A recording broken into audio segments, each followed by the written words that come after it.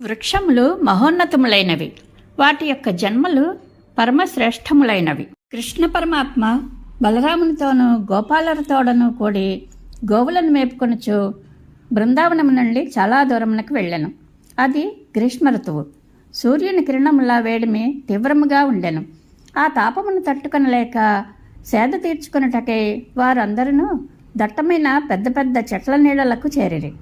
మహావృక్షములు తమకు గొడుగులుగా అమరుట చూచి శ్రీకృష్ణుడు తోడి గోపాలులతో ఇట్లనెను: స్తోక కృష్ణ, అంశు, శ్రీధామ, సుబల, అర్జున, విశాల, వృషభ, తేజస్వి, దేవప్రస్థ, వరూథప, మహోన్నతములైన ఈ వృక్షములను ఒక పర్యాయము పరికించి చూడండి. ఇవి తమ జీవితములను పూర్తిగా పరోపకారమునకే వెచ్చించుచున్నవి.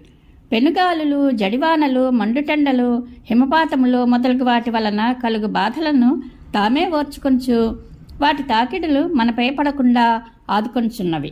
సకల ప్రాణులను ఉజ్జీవింపచేయుచున్నట్టి వీటి యొక్క జన్మలు పరమశ్రేష్టములైనవి.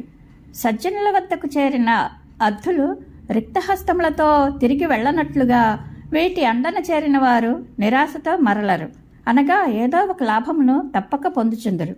ఇవి తమ పత్రములను, పువ్వులను, ఫలములను, నీడలను, వేర్లను, బెరడులను, చెక్కలను, సుగంధములను, జిగురులను, భస్మములను, బొగ్గులను, చిగుళ్లను, వేయేల తమ సర్వస్వమును జనుల మనోరథములను తీర్చుటకై ధారపోయిచున్నవి.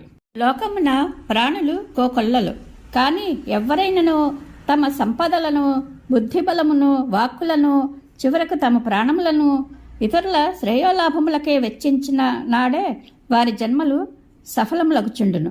అప్పుడు ఈ వృక్షముల వలె వారి జన్మలు సార్థకములు, అనగా ఇతరులకు మేలు చేయని వారి జన్మలు వ్యర్థములు. దారిలో ఇరువైపుల యందును ప్రవాళములతో, పూలగుత్తులతో, ఫలపుష్పములతో, పత్రములతో ఒప్పుచు దర్శనీయముగా ఉన్న ఈ వృక్షముల యొక్క కొమ్మలు వినమ్రములై నేలను తాకుచున్నవి. అప్పుడు శ్రీకృష్ణుడు మొదలగు వారు ఈ విధముగా ఆ వృక్షములను కొనియాడుచు వాటి నీడలలో ముందునకు సాగుచు యమునా తీరమునకు చేరిరి. జీవనది అయిన ఆ యమునా నది యొక్క జలములు మధురములు, శీతలములు, స్వచ్ఛములు. శ్రీకృష్ణుడు మొదలగు గోపాలురు ఆ కమ్మని జలములను గోవులచే త్రాగించిరి. పిమ్మట వారును స్వయముగా ఆ స్వాదు జలములను తనివితీరా సేవించిరి.